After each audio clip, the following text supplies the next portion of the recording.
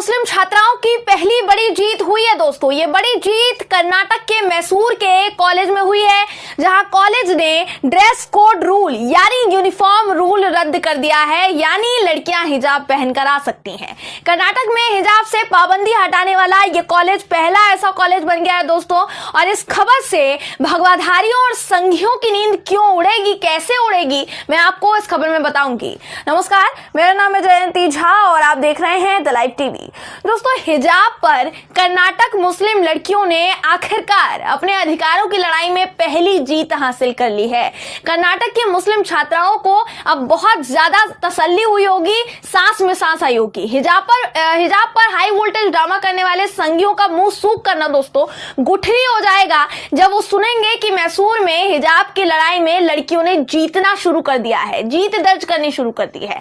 Screen पर आपको दैनिक भास्कर की खबर इस वक्त दिखा रहे हैं दोस्तों। इस खबर के मुताबिक कर्नाटक के मैसूर में एक निजी कॉलेज ने यूनिफॉर्म रूल रद्द कर दिया है, साथ ही मुस्लिम छात्राओं को हिजाब के साथ कक्षा में बैठने की इजाजत भी दे दी है। जी हाँ, आपको बता दूं कि कर्नाटक हाई कोर्ट में इस वक्त इस मामले पर सुनवाई जारी है दोस्तों, जिसमें कोर्ट की तरफ से कहा जा चुका है, पहले ही कहा जा चुका था कि जब तक सुनवाई पूरी नहीं हो जाती, जब तक कोर्ट में ये पूरा मामला चल रहा है, राज्य के हर हाई स्कूलों और जूनियर कॉलेजों में जब तक कोई धार्मिक कपड़े नहीं पहनेगा, तब तक कोई धार्मिक कपड़े नहीं पहनेगा जब तक मामला अदालत के समक्ष जो है लंबित है।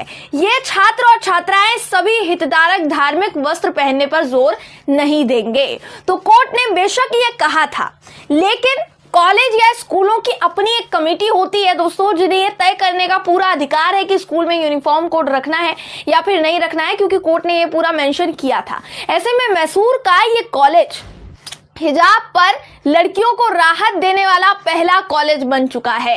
इसे मुस्लिम लड़कियों की जीत के तौर पर देखा जा रहा है कि पहला ऐसा कॉलेज है जहां पर उनकी मांगे जो है, जिसके लिए वो लड़ रही हैं इतने टाइम से, उसे माना गया है। यह फैसला तब लिया गया दोस्तों जब मैसूर के इस कॉलेज में मुस्लिम छात्राओं को क्लास में बैठने से मना कर दिया गया था। तो उन लड़कियों ने क्या किया, विरोध प्रदर्शन किया। और विरोध का नतीजा क्या हुआ? विरोध का नतीजा यह हुआ कि कॉलेज को इस बारे में सोच विचार करना पड़ा, जिसके तहत आखिर में कॉलेज ने यूनिफॉर्म रूल कोड हटाने का निर्णय लिया है।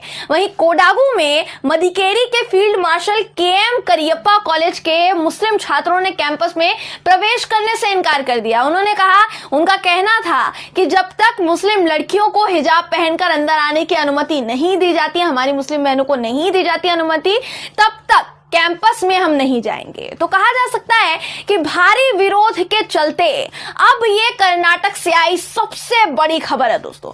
आपको बता दूं कि लगभग 6 से ज्यादा कॉलेज में मुस्लिम छात्राओं ने विरोध किया, जिसके बाद इन कॉलेज ने छात्रों की छुट्टी घोषित कर दी कि अब छुट्टी है तो आप घर जा सकते हैं। वहीं मैसूर से जुड़ी एक खबर ऐसे समय में सामने आई है जब छात्राओं पर कर्नाटक पुलिस लगातार मुकदमे लादने शुरू कर चुकी है। पहले तो दोस्तों तुमकुर से ही ये खबर आ रही थी कि कर्नाटक पुलिस ने तुमकुर के कॉलेज के बाहर जो जितनी भी लड़कियों ने विरोध प्रदर्शन किया, जितनी भी मुस्लिम छात्राओं ने विरोध प्रदर्शन किया, क्योंकि उनको एंट्री नहीं दी जा रही थी कॉलेज के अंदर, तो उन लड़कियों पर एफआईआर दर्ज की है। लेकिन अब ये जो संख्या है, पहले 10 थी, 10 लड़कियों पर एफआईआर हुई थी, अब 30 हो चुके हैं संख्या। इन छात्राओं पर ये मुकदमे कॉलेज प्रिंसिपल्स की शिकायत के बाद हुए हैं। वहीं कर्नाटक के गृह मंत्री की भी मुकदमा दर्ज करवाने में पूर्ण भूमिका है। तो एक तरफ छात्राओं पर, बच्चियों पर एफआईआर दर्ज शुरू हो गई है दोस्तों, तो वहीं मैसूर में मुस्लिम लड़कियों की जीत का आगाज हो चुका है, ये कहा जा सकता है। आप अगर पिछले दिनों से हिजाब विवाद पर आ रहे लगातार मामलों के बारे में जानेंगे, थोड़े डिटेल के साथ उसके बारे में जांच पड़ताल करने की कोशिश करेंगे दोस्तों, तो आपको समझ में आएगा कि लड़कियां आखिर क्यों विरोध कर रही हैं, कारण क्या है। देखिए, सबका कहना है कि हिजाब को सिर्फ और सिर्फ छात्राओं पर लागू किया जा रहा है, ये सिर्फ स्कूल यूनिफॉर्म का हिस्सा है, उसका ताल्लुक सिर्फ छात्राओं की यूनिफॉर्म से है। पर मैं इन्हीं लोगों से पूछना चाहूंगी कि क्या कोर्ट ने हिजाब के साथ साथ सिंदूर लगाकर कॉलेज में आने पर भी पाबंदी लगाई थी क्या? मैं सवाल पूछना चाहूंगी, क्योंकि मेरे ख्याल से कोर्ट की तरफ से तो ऐसा कोई आदेश नहीं दिया गया था कि सिंदूर पर भी पाबंदी होगी, आप सिंदूर लगाकर नहीं आ सकते हैं, लेकिन यह हुआ है। स्क्रीन पर आपको एक खबर दिखा रही हूं दोस्तों, जिसके मुताबिक कर्नाटक के विजयपुर शहर में माथे पर सिंदूर लगाकर कर आई एक छात्रा को कॉलेज परिसर में एंटर नहीं करने दिया गया, उसको प्रवेश करने की इजाजत नहीं दी गई और साथ ही छात्रा से सिंदूर हटाने के लिए कहा गया। छात्रा को कॉलेज के अध्यापकों द्वारा गेट पर रोककर कॉलेज में प्रवेश करने से पहले सिंदूर मिटाने को कहा गया, जैसा ये खबर कहती है। वहीं छात्रा से ये कहा गया कि अगर वो सिंदूर लगाकर आती है तो इससे क्या होगा, इससे ये होगा कि हिजाब और भगवा शॉल पर विवाद और ज्यादा बढ़ जाएगा, इसलिए सिंदूर लगाकर आई हो तो इसे हटा कर आओ। अब आप सोचिए कि किन किन चीजों पर प्रतिबंध लगने शुरू हो चुके हैं।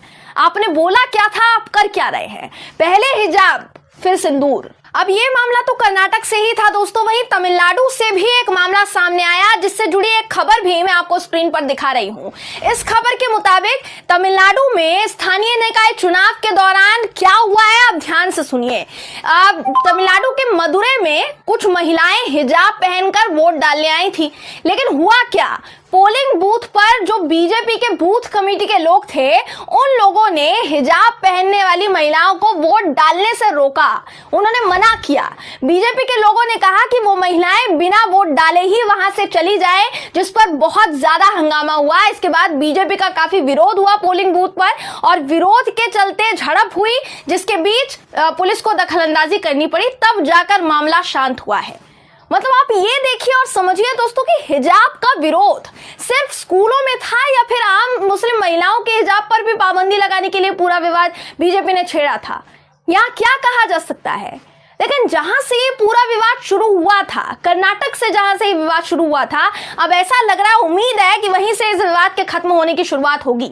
हालांकि कर्नाटक हाईकोर्ट में इस पूरे मामले पर सुनवाई जारी है और इंतजार इसी बात का किया जा रहा है दोस्तों कि हिजाब पर कोर्ट क्या फैसला सुनाता है, क्योंकि अभी तक सुनवाई जारी है और बहुत सारे अभी तक कथन कहे गए हैं कोर्ट की तरफ से। हाईकोर्ट ने एक उम्मीद ये कहकर भी दी कि हिजाब पर बैन बस धर्म ही नहीं बल्कि अंतरात्मा की स्वतंत्रता पर भी बैन होगा। तो हाईकोर्ट के इस एक कथन के बाद उम्मीद ऐसी लगाई जा रही है कि कर्नाटक हाईकोर्ट का फैसला सभी के लिए न्यायपूर्ण होगा, चाहे वो कोई भी हो। जो मुस्लिम महिलाएं, लड़कियां हिजाब के लिए लड़ रही हैं, उनके लिए भी, उनके पक्ष में भी आ सकता है। तो मुस्लिम छात्राओं के विरोध को देखकर जिस तरीके से मैसूर में इन बच्चियों की जीत हुई है, बिल्कुल उसी तरीके से उम्मीद लगाई जा रही है कि कोर्ट भी कर्नाटक की हर मुस्लिम लड़की की मांग पर गौर करे और उसके बाद फैसला सुनाए। बाकी तो सोमवार को सुनवाई होने वाली है, इसलिए ऐसा देखना यही है दोस्तों कि इस सुनवाई में अंतिम फैसला लिया जाता है या फिर नहीं लिया जाता है, या सुनवाई की डेट और आगे बढ़ा दी जाती है।